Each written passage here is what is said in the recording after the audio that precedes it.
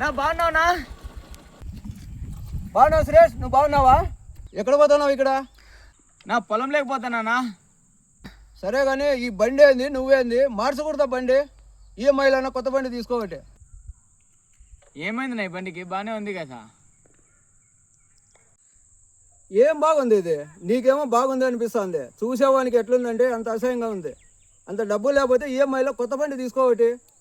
నేను చూడ మన కొత్తగా ఈఎంఐలో బండి తీసుకున్నా.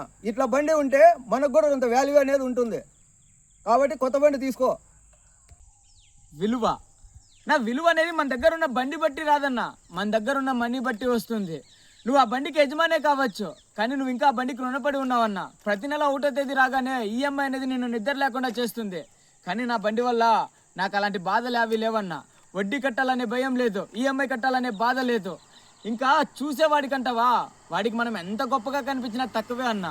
ఈరోజు మన దగ్గర కొత్త బండి లేదంటాడు, రేపు మన దగ్గర కొత్త కార్ లేదంటారు, ఇంకో రోజు మన దగ్గర కొత్త బంగ్లా లేదంటాడు. వాడి సంతోషం కోసం మనం అప్పులు పాలవ్వాల్సిన అవసరం లేదన్నా. పక్కవాడి కోసం కాకపోయినా బండి కొత్తగా ఉందనుకో వేగంగా పోవచ్చు. దాని గురించి నేను చెప్పాను నీకు. బండి వేగం కాదన్న ముఖ్యం, బతుకులో ప్రశాంతత ముఖ్యం. ఇస్తానన్నా.